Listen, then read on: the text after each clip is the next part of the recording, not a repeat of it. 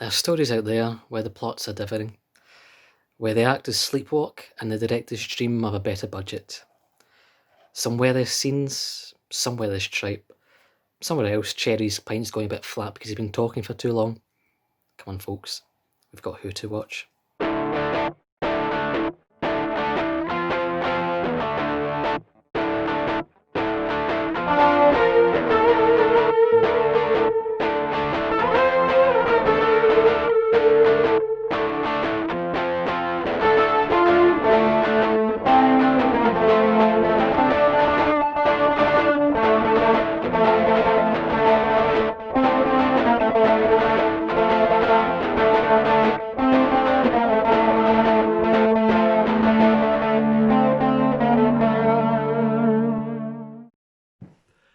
So, Survival, the ironically named final story of the classic series. I think it really capped off a really, really good, complete, wholesome series, and on the series and the whole franchise as a whole on a really good note. Loved Survival. I love all of season 26. I think Sylvester McCoy and Sophie Aldred, Ace and Seventh Doctor, that's one of my most favourite pairings. It's grounded in a way that you'd never see before.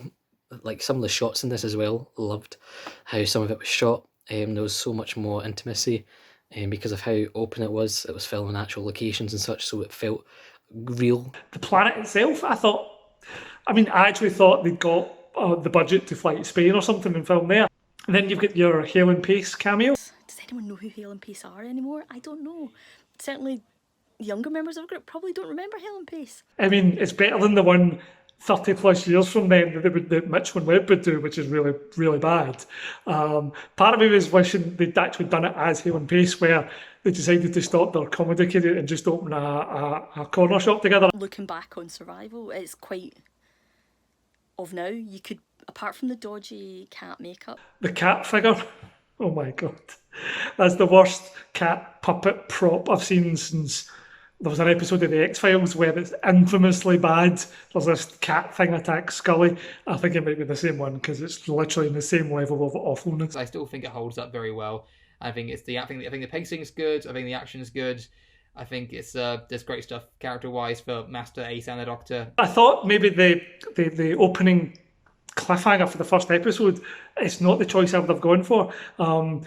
I thought it was kind of obvious that it was the Master, from the glowing eyes guy was the Master, whereas the unseen force that was abducting people, I don't think anyone would have had down a cheetah person on horseback as being that on their, their cliffhanger bingo card. Kind of makes you think, why do the cheetahs need horses if they can run? Because they're cheetahs. Doctor Who. It was a Planet of the Apes thing, especially the part of an animal person riding it, chasing humans on horseback. You see where you're going. I mean, it's how long ago was the Planet of the Apes at this point in time? But, a classic reference is a classic reference. The bit in the park where the cheetah person is on the horseback is chasing Ace around the various, the kind of the spinny thing, and then the geodesic dome, and then over the swings. I know it's meant to be scary, but honestly, all I could think of was Crufts. And I was like, oh, and she stopped in the dome. That's going to be a time penalty. That's unfortunate. One of the best elements is actually Anthony Ainley as the Master. I really just love that the final episode when the Doctor and Master literally are just like fighting, probably fisticuffs, like at each other's throats. Really kind of boils down their relationship down to its core. As hyper intelligent and geniuses they may be, and battling each other with wits over the years, end of the day they are just two. The two children, they're still just fighting at their core. I assumed that the Master being stuck on a disintegrating planet and infected with cheetah lycanthropy was from something in the past. Apparently it's not, it's just where he is these days. This is the first time he's actually seen his mortality again, and you can see how desperate he is, and that's when the Master is the most lethal and the most ruthless, is when he is up against the wall. What's the Master up to? What is he doing on this cheetah planet? How did he get there? What's his goal? Because I still don't get that. He's got the Nashers and all this, and he's still doing this weird thing of trying to find strapping young lads around Perryvale with a snooper cat. Yes, he will do nicely. I don't know. out the bit peeping Tom. I really like how it really reflects how kind of multifaceted McCoy's Doctor was. For as much as a fool as he appeared, he was probably the most manipulative and carefully planned Doctor out of all of them. And it's really kind of interesting to kind of see him actually succumb to, violent natures. And it took the Master of all people to kind of bring that out of him. The Doctor's at the height of his dark self, although he's more of a background character here. Ace takes centre stage. I was sort of ages with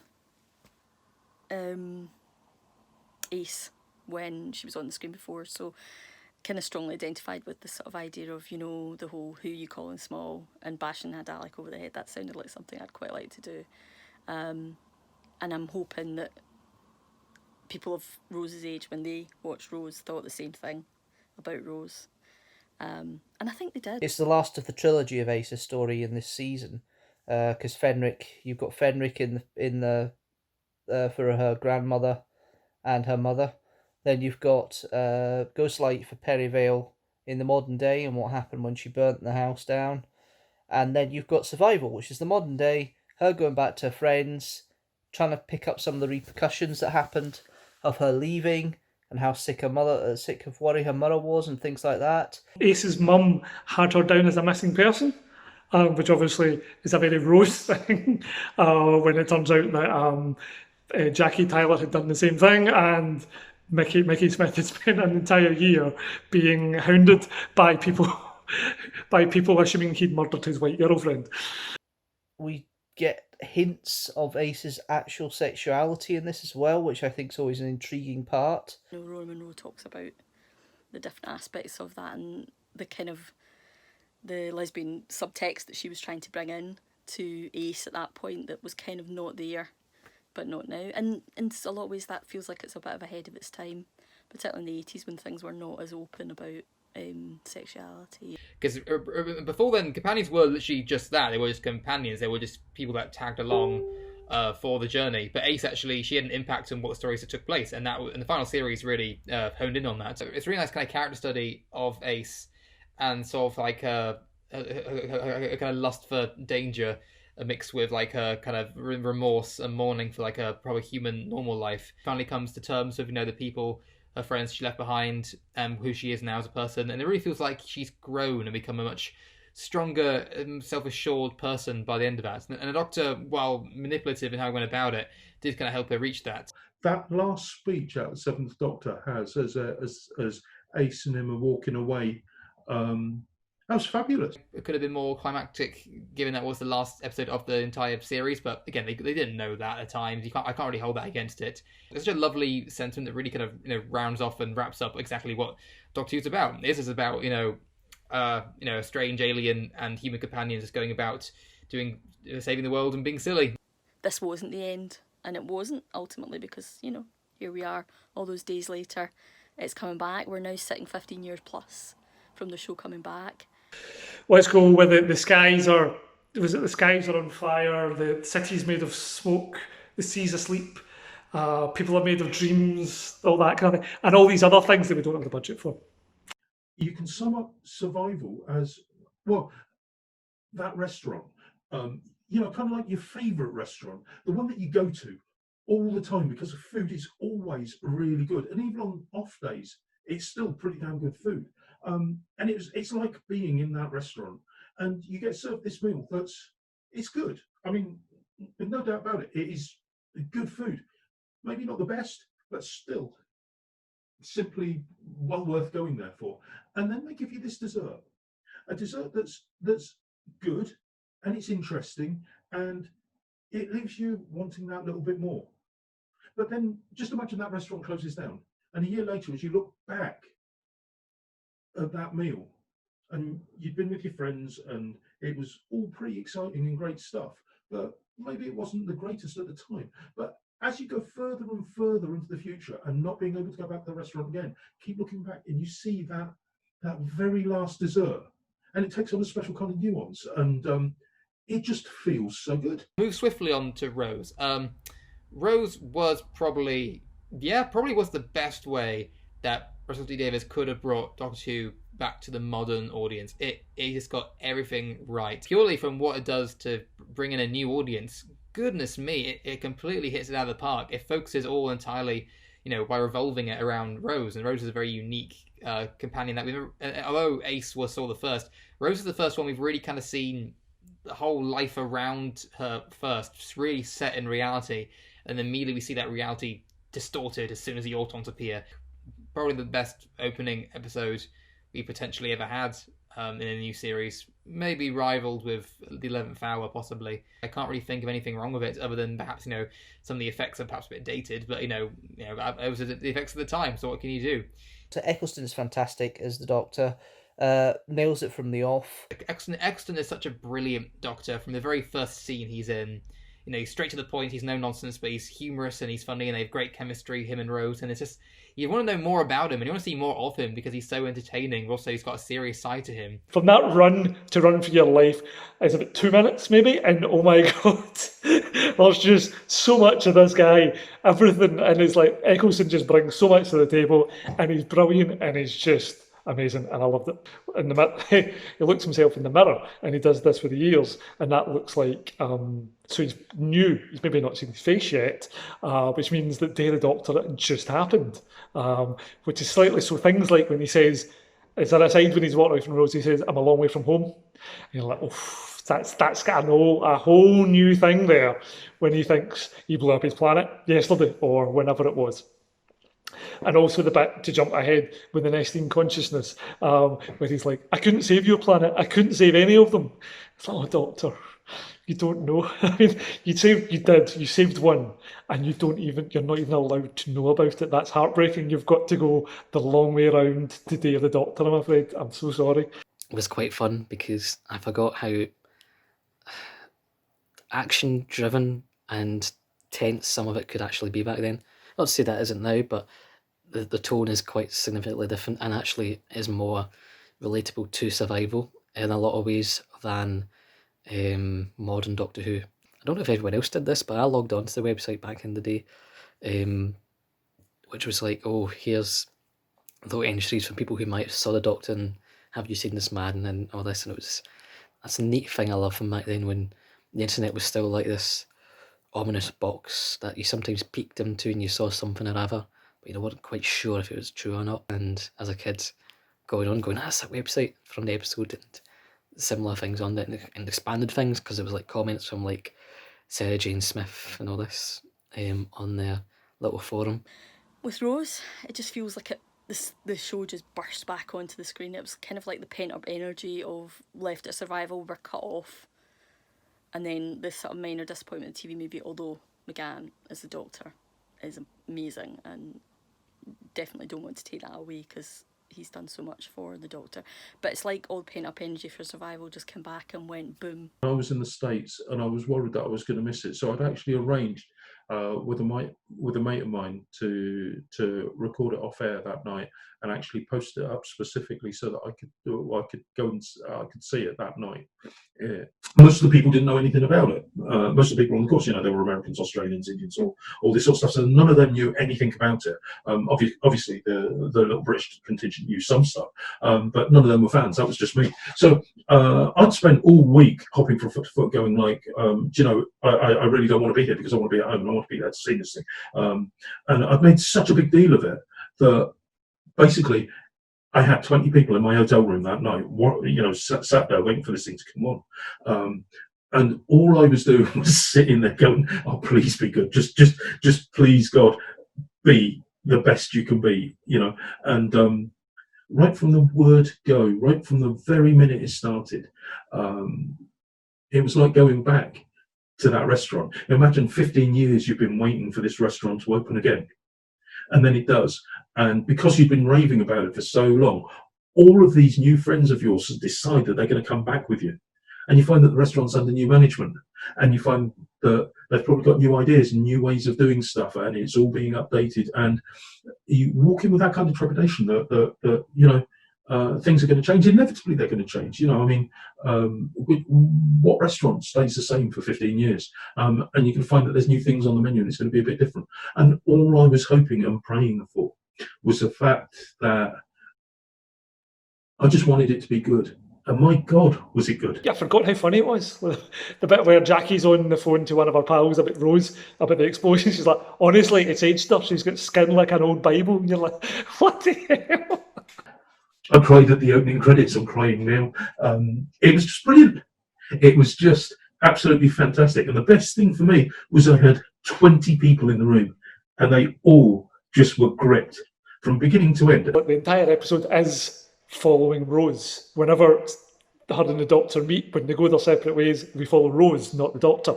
So she's in basically every scene except the one where Mickey gets eaten by a bin, which we're not going to go into. And I thought that's actually a really good way to bring back, kind of the mystery of the Doctor.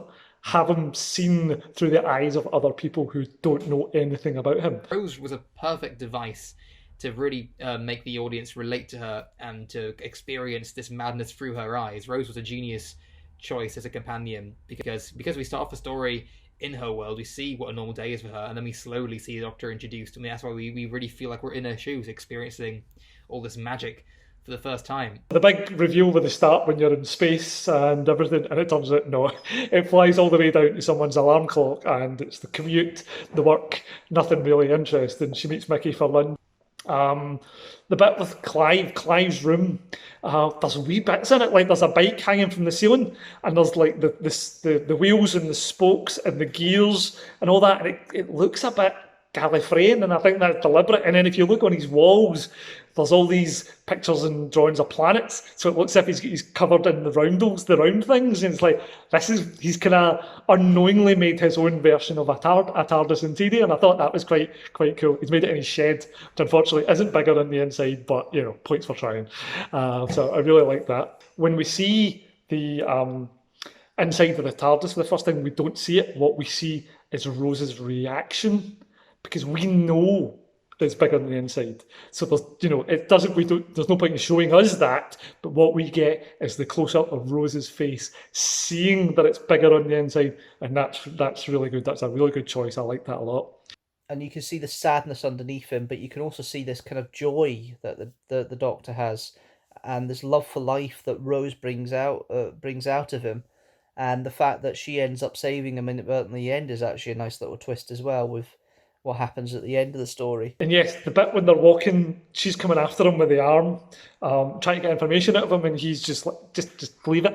And then it stops, and I think it's because she calls him Doctor as his name for the first time, and just accepts that that's his name, and that's, and he turns around and looks at her, and he holds her hand, and he gives her that speech about, how you can feel the turn of the earth. And I think it's like he sees her as he can feel the companion-y stuff starting to happen. But if he's just been the War Doctor, he hasn't had a companion in centuries. And this is going to be the first one since whoever McGann's last companion was. And is that why he tells her, no, go away? He says, go back to your life. He can't do it, not yet. Or is it a test? I don't know, but I think there's a lot emotions there going on, and it's really well played. That Sylvester McCoy will never trouble my top 5 Doctors. I don't think Eccleston will ever leave it, because he's just that good. He was there and he was gone, but who cares? We were so lucky to have him be the guy who brought the show back, and it was just brilliant. And then when Eccleston, the Doctor, when he finally stops to answer her questions, and then he stands, he's standing above her, and she's saying, he's an alien. Yes, is that all right?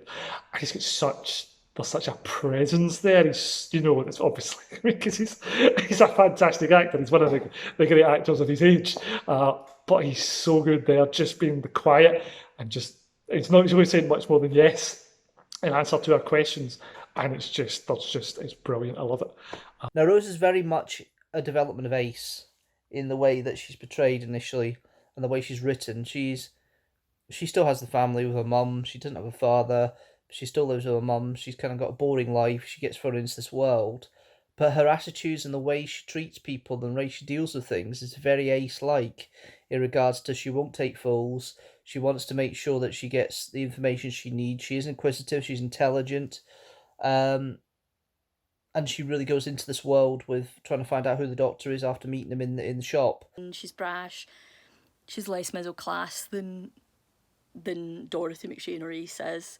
You know, she's more representative of how the world is now that we're seeing working class voices on the television. She rescues the Doctor, you know, she goes out and rescues the Doctor. She's kind of like, I've got no job, I've got no future, but I've still got gymnastics and I can do this. And she helps to rescue the Doctor, helps to rescue Mickey, and ultimately chooses to go with the Doctor because what does this life back in the Powell estate offer her? Nothing. She needs to get out there and face the world and get out there and do stuff. And that is the same spirit as Ace, and I think that's where the two episodes sit quite nicely together. It certainly is a precursor to Rose. You can see certain parallels where there are things where maybe that happen in the new series much more were kind of maybe starting to happen, like the companion, them remembering that the companion had a life before the Doctor and occasionally going back to it. Obviously, they do that massively more in the new series, but the whole, it's not the usual thing where the companion joins the TARDIS, never mentions their past, and then when they leave, they randomly fall in love with some person, and that's it forever. They leave at the end of that story and are never mentioned again. The extraterrestrial element in a suburban modern setting, the more modern storytelling in regards to the relationships of the characters. Both very important. Both mark the end and beginnings of brand new eras, and I think they are very good bridges. It's really interesting to watch them back to back because, you know, again, Survival, that series was like the first time Classic Who had really delved into the idea of investigating, the human companion and making them really important to the overall plot, which is what Rose would also set up to do. And yeah, the similarities between them are really interesting. Ronan Munro's script's more nuanced in regards to its relationships. Russell T Davies' script is a bit more straightforward and simple. It has to be. It's the first story of a new series. I suppose I enjoy Survival a little bit more because I more enjoy the Seventh Doctor's character than I do the Ninth. But Christopher Eccleston doesn't put a foot wrong in this story. It's just I prefer the darker characterization we get later on in his era. Because it's more akin to what the Seventh Doctor would do. And like you think about the natural parallels between Ace being a strong, independent woman from modern day London and likewise being Rose, also on an estate and all this. That sort of grounded reality isn't too far off from Perryville 1989. And I love that continuation of that theme in Rose. Expansion of not just a companion but a sort of familiar unit at home. Something lovely as well to have in the show, and it's probably what they were trying to test with in Survival, with little characters here and there that were friends of Ace but weren't quite fleshed out.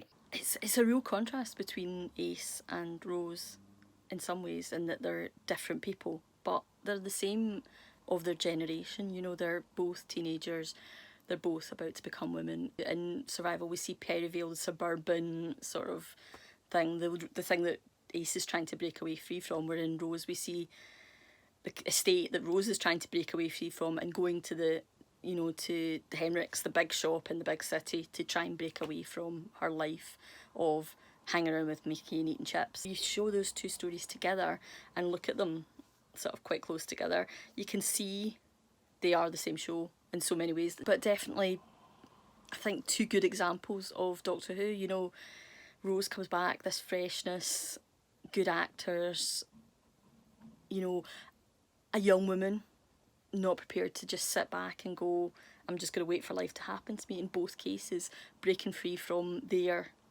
confined space. You know, in one hand, Perryvale, and the other one, the council estate, the Powell estate. They're both examples of the companion getting the centre stage in a lot of ways, because that's what really the show's about in a lot of ways. It's not, you know, the Doctor's a good part of it, but the companion is us, and it's us kind of going along with the Doctor and saying, what would we do if we were there? I'd like to think I'd be like Ace. I'd probably more Donna, to be honest. Russell T Davies said, series are always... the series isn't necessarily always about the Doctor. The series is about telling different stories of companions, and Ace was the first companion for that to be the case. You really see the story of Ace. I think it wraps up really nicely. It's a shame we don't really see what happens to her, at least canonically.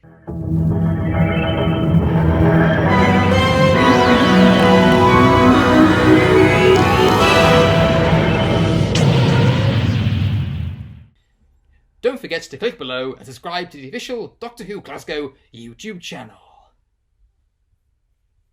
Bow ties are cool. Master cat. What else do you need to say? Master is a cat. Oh, that's all you need.